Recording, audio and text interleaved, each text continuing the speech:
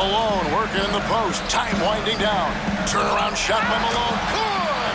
What a fantastic fall-away shot by the Mailman.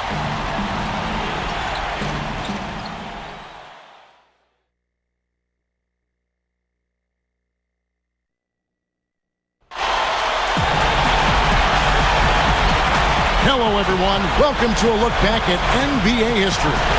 This is Kevin Harlan, joined by Steve Kerr and Karl. And we're going to be looking back at a great Utah Jazz-San Antonio Spurs matchup. This is no ordinary game either, Kev. This is a bit of a passing of the torch from one side to the other. The Jazz were the kings of the West in the late 90s. But as we all know, the Spurs had a great dynasty of their own.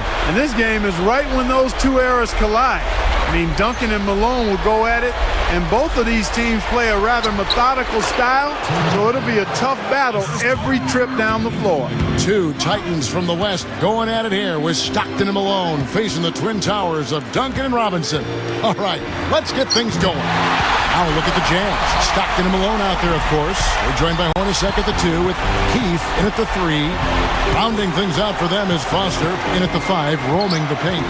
Check of the Spurs now in the San Antonio Twin Towers. Tim Duncan and David Robinson, the Admiral, at the 4 and 5. Sean Elliott slots in at the small forward position. And it's Vinny Del Negro and the little General Avery Johnson as the backcourt. How about the consistency of Karl Malone throughout his career? So impressive. 25 points, 10 boards a game, and he was at that level for so long. Stockton against Johnson. Picked up by Stockton. Johnson kicks to Robinson. From down low, the Admiral working his magic inside. That's the second bucket in a row for the Admiral.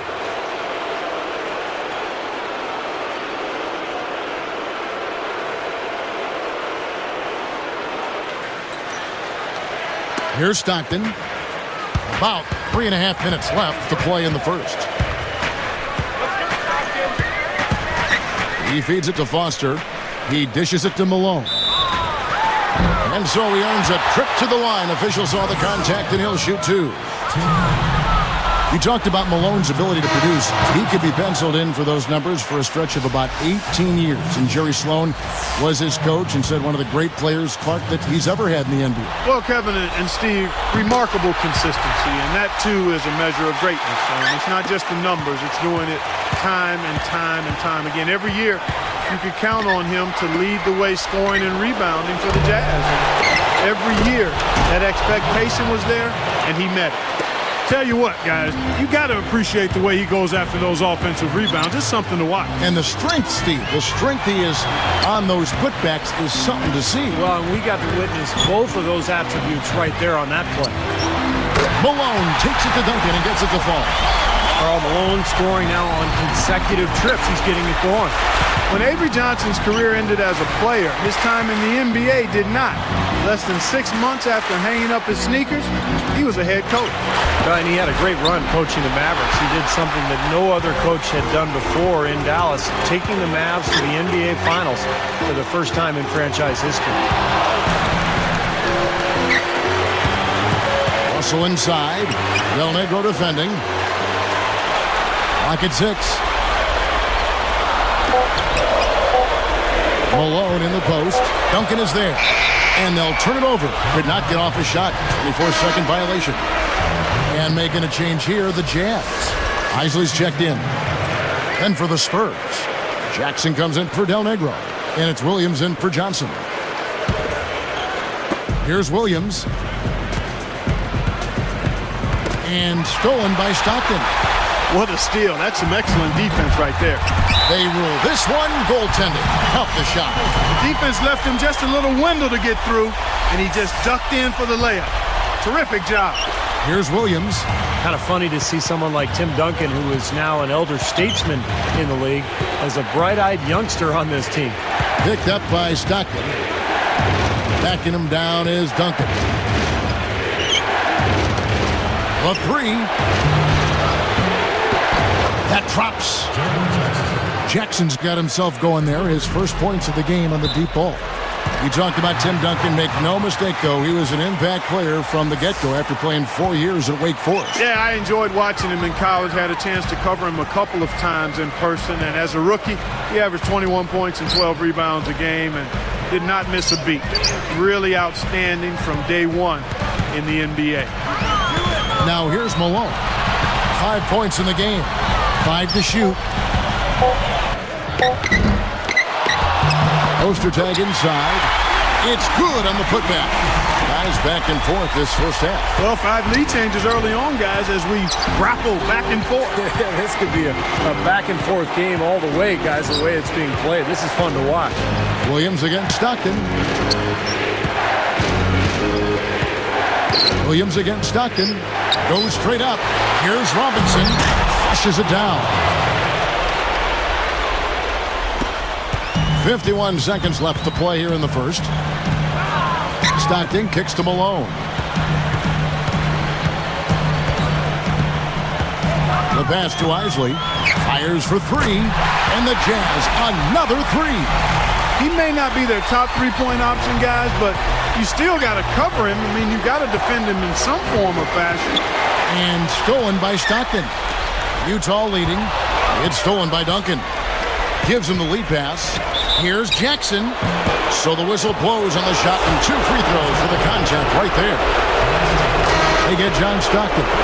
Nice time to use that foul to stop the layup. You know, if you can save just 1 point, that foul was the right move. Here's what Utah's going with right now. Foster's checked in for Ostertag. Carr comes in for Karl Malone. And it's Hornacek in for John Stockton. Then for the Spurs, Williams is checked in for Duncan. Elliott comes in for Person. And it's Johnson in for Williams. A nice shot by Hornacek. Fellas, they are heating up from outside now. Yep, of their last 5 hoops, 3 of them have come from long range. Johnson can't get it to go. Goes back up. So he gets the whistle. Contact on the way up and 2 shots coming up. It's on Jeff Hornacek. No good on the free throw. And he's good on the second. Up in time, Russell. And so both teams trading buckets as we end the first quarter. Jazz lead.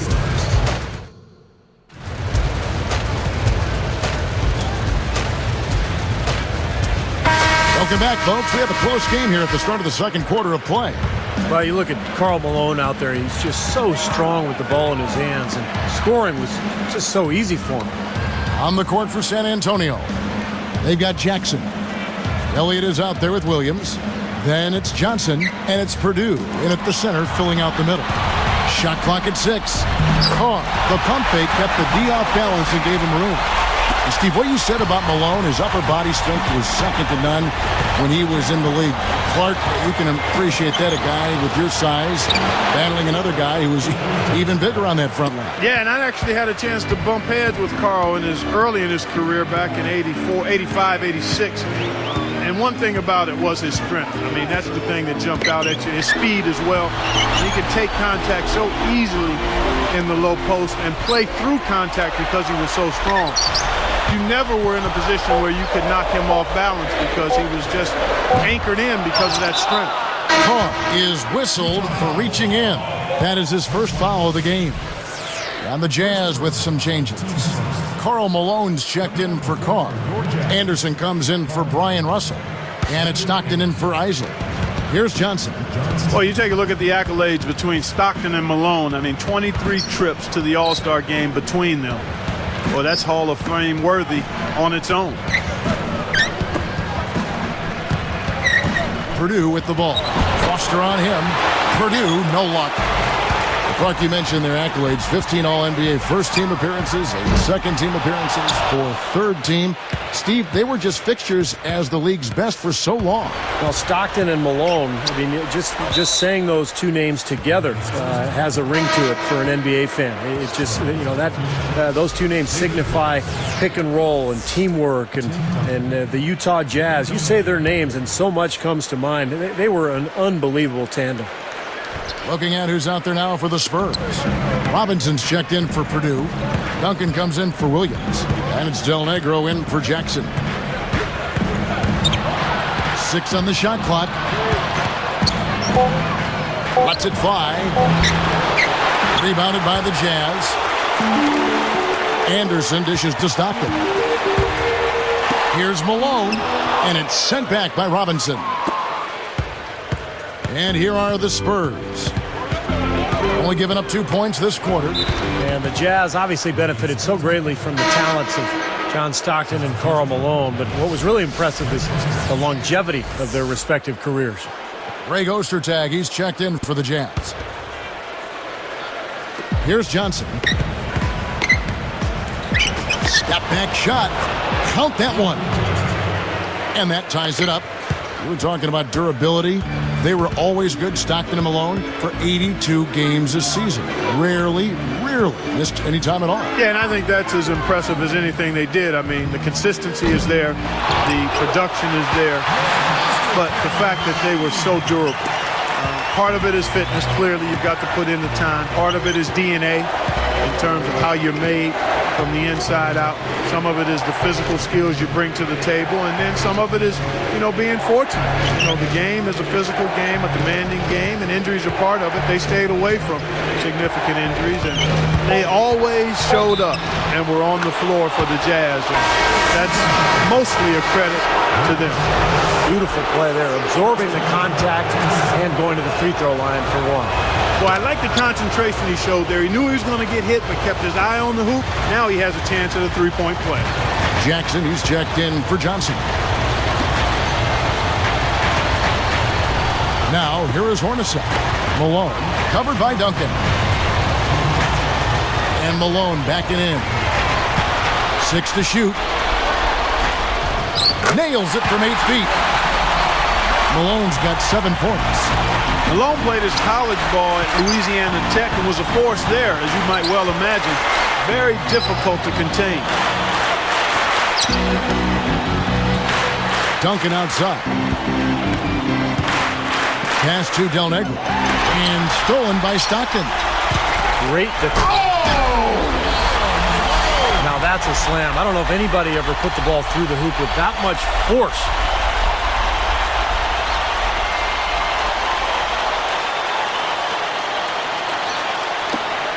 .124 left here in the second. Stockton against Del Negro. Now the dish to Robinson. Let's go. Malone with the rebound. Jazz leading by 3. Guys, they've been getting it done. They sure have been. I mean, really looking good and sharp offensively. Yeah, knocking down the open shots and really getting a nice flow to their game. Here's Del Negro. And here's Jackson. 6 on the shot clock. Uncovered. Gets it to go. Jackson's got 7. Man, they are just lighting him up from mid-range area. Sometimes we forget about the value of the mid-range or in-between game. This team has made 8 of their last 10 with that shot, the in-between shot. John Stockton, one of the last guys in the NBA to stick to those short shorts. Not much of a legacy, John. Come on. No, well, it is one because so many guys disowned him as soon as they could, so he still stands out. And if they were comfortable for him, you can't fault him, Steve. I mean, he liked them. They felt good to him, and that's the end of the story. Stolen by Robinson. Del Negro, and he beat the buzzer, but it's no good. It's the Jazz up 1.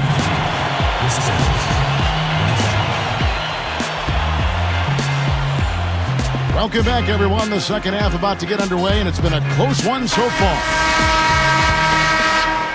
Here's Stockton. Malone is out there with Keith. Then there's Foster. Then it's Jeff Hornacek. And it's Stockton in at the 1. That's the group right now for Utah. Keith from the baseline. The basket is good. The assist from Stockton. You look at what Karl Malone did in his MVP season of '97. Just a monstrous year for him at that power forward position. He really led the way for the Jazz that season. Backing him down is Duncan. Out of bounds. And they'll keep possession.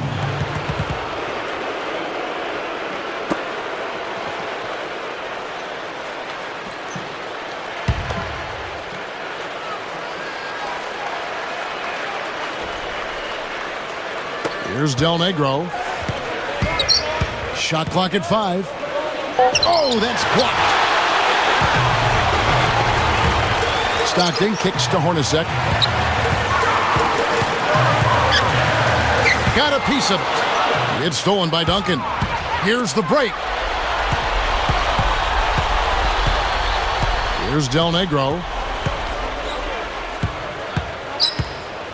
Johnson outside. Duncan, the pass to Johnson. Back to Duncan. Lifts up. Tim Duncan scoring inside. Old school, old-fashioned, one-hand power jam. Just like you, Clark. Tried and true. That's all he needed to do. Just taking care of business out there. Malone, covered by Duncan. Malone in the post, covered by Duncan. And the basket by Malone. 3 scores in a row now. All from Malone, guys. Well, when Duncan came out of Wake Forest as a senior, everyone thought he would end up in Boston. The Celtics had 2 lottery picks, but the Spurs got lucky. They got the #1 pick, and the rest is history. He passes to Del Negro. Hornacek covering. No good from Del Negro. Talking about that draft, Rick Pitino was the coach of the Celtics, and he thought maybe the odds would swing his way for his Celtics to draft, Tim Duncan. The Celtics had 2 picks and the best odds of landing that #1. Yeah, but it sure didn't did, work Kevin. out. I mean, David Robinson helped the Spurs even when he wasn't playing with that. His injury got them in the Duncan sweepstakes, and they took Timmy, giving birth to the Twin Towers in San Antonio. So it's not always what the odds are in your favor. It's how things play out in reality that makes the difference. Back to Johnson.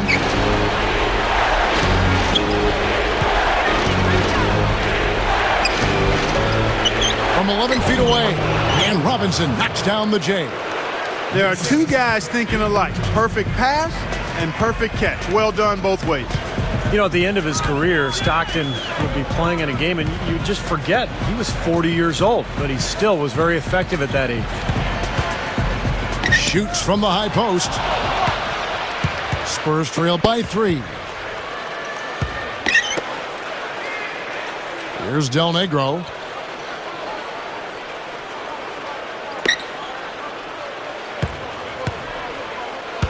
Backing him down is Duncan.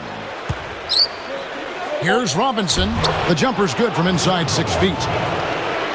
Robinson's got 12 points in the game. We're just talking about John Stockton's age. His final year was 40 years old. He was still playing and competing at the very same level. To be honest, Kevin, I mean, he probably could have been a starting point guard maybe until age 45 or thereabouts. I mean, the way he ran the pick and roll was so efficient. His game wasn't predicated on great athleticism. It was quickness and smarts and toughness. I think it'll be a while before we see another player as effective as he was in their 40s. Although Jason Kidd, at 38, an NBA champion, he looks to be able to go another couple of years as well at a high level. Greg Ostertag, he's checked in for the Jazz. Russell comes in for Keith. Utah leading. Hornacek outside. Lets it go with a 3. It's rebounded by Person. A chance here to retake the lead. Showing some intensity here in these last few minutes. For the lead. No luck. Here go the Jazz the other way. There's 47 seconds left in the 3rd quarter of the game. Knocked loose. It's stolen by Johnson. And there's the whistle. Fouled hard on the shot. He'll go to the line. Yeah, plenty of contact there. Easy call. Steve, when you miss a shot like that, you know he got hit on the way up. And they now lead as the free throw drops for him. And so here is Utah. Now Stockton. 5 points in the game.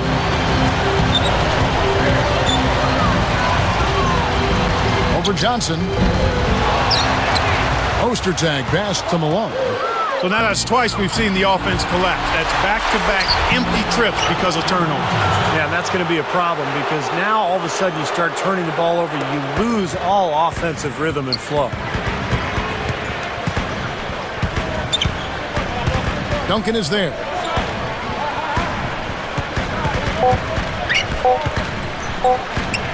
Fades. And at the close of the third quarter, still a close game, and both teams putting up points in a hurry. Really an incredible game from...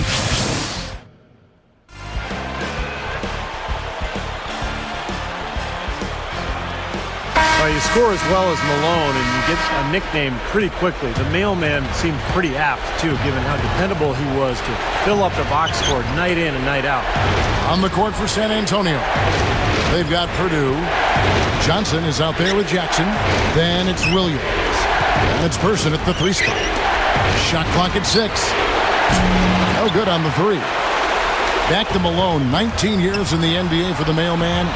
And only in his first and last did he fail to average more than 20 points a game. Unbelievable. Consistency, dependability, reliability. I mean, those are things you think about when you mention the name Karl Malone. I mean, being able to play at a level like that for an extended period of time, that's remarkable. It really is.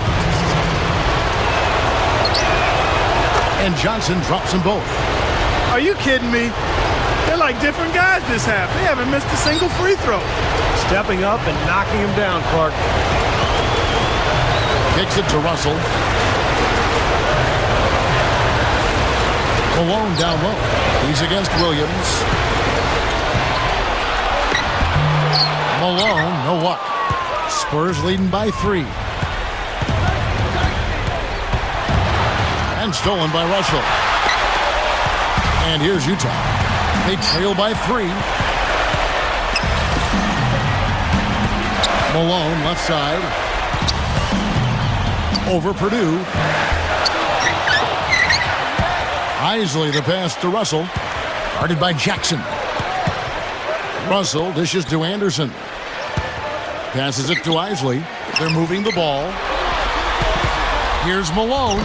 An easy 2 points on the layup. Malone doing most of his damage inside here. Here comes Avery Johnson. Time called here. The Spurs decide to talk it over. John Stockton, he's checked in for Isley. So San Antonio going with an almost entirely new group here. Robinson's checked in for Purdue. Duncan comes in for Williams. Elliott's checked in for Person. And it's Del Negro in for Johnson. Here's Del Negro. Here's Robinson. The rebound by Anderson. You know, if you could call it this, the one thing that will always be a blemish on Stockton and Malone's record is they never won it all. It just never came together for them in any single year, in part because the Chicago Bulls were standing there to keep them from getting to that trophy. Clark, you mentioned no rings an issue, and Michael Jordan and the Bulls were that hurdle in their way. And Steve, it really was bad timing for them, probably in most cases. Yeah, John Stockton and Malone, really, you know, they had bad timing. They were such a good tandem and played on some great Jazz teams, but they ran into some teams that were just a little better. I mean, think about, obviously, the Bulls in the finals for 2 years, but also the Lakers with Shaq and Kobe, and they had to deal with Hakeem Olajuwon and the Rockets. So they ran into some real juggernauts. They had great teams, but were never able to get over that hump. And Utah has possession. David Robinson making his last shot for 3. Elliott the bucket. And the Spurs lead by 3. This is an interesting matchup. Neither team has been able to get an edge. I tell you what, it's been enjoyable to watch this one. I mean, they haven't given an inch to each other, and neither side is backing down in this one. Jackson misses. Stockton against Del Negro. Post shot, and Malone puts it in. Malone's got 11 points here in just the second half. San Antonio calls timeout. Johnson, he's checked in for Jackson. Here's Johnson. Now the feed to Robinson. Deflected by Malone. This game very well could come down to a few possessions, and if that's the case, rebounding could play large. Yeah, in a close game like this one, securing the ball is so vital. What a game. This is really fun to watch. And when games are tight like this, I mean, success or failure can really turn on small details and one or two plays. Johnson outside. 4 on the shot clock. He's picked up by Russell. With 1 on the clock. Johnson can't get it to go. But plenty of drama in this one so far. And I would not be surprised if it goes right down to the buzzer. And Malone backing in.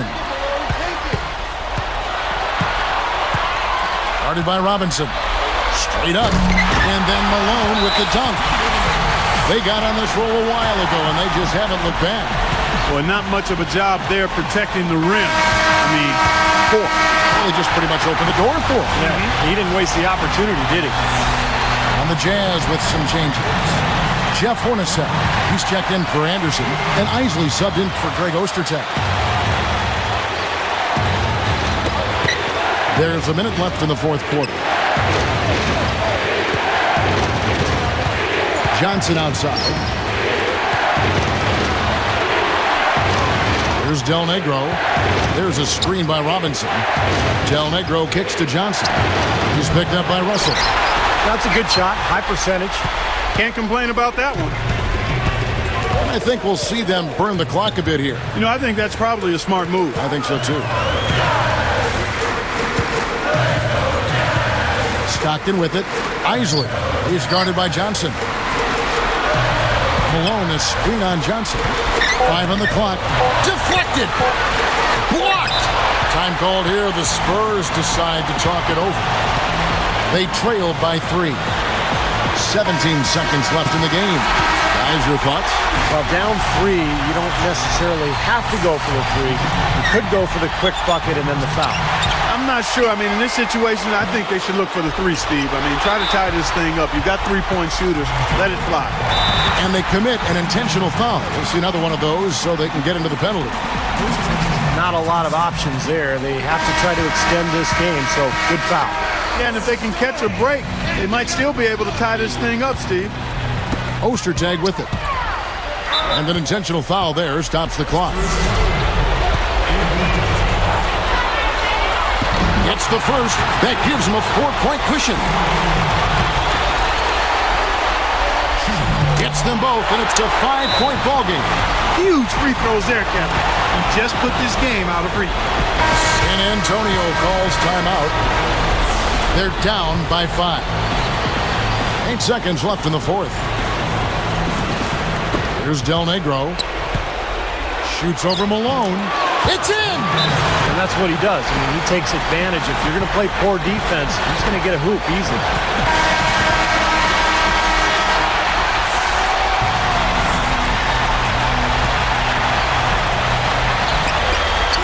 5 seconds left in the fourth quarter.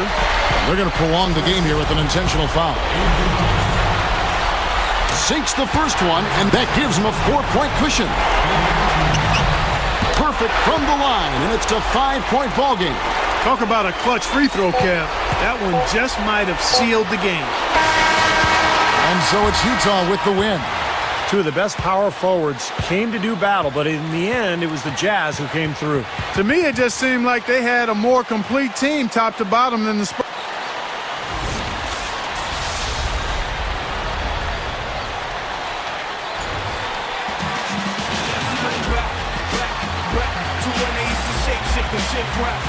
Before people might start running brains, I could open my form at any given time. Shape, shift, shape, shift, shape, shape, shift, shift, shape, shift, shape, shift, shape, shift, shape, shape, shift, shift, shape, shift. Let me take you back to the start when I first started shape shifting. Off the block, school really wanted me kicked in. There was little D running for his life with his heartbeat, bumping the sun. Moved into a G up, them cheeks couldn't keep up. 60 miles per hour was the speed of his G1. Going straight into my mother's arms. Even tried to move into a car, a bus, shut the gold bar, even break the hip.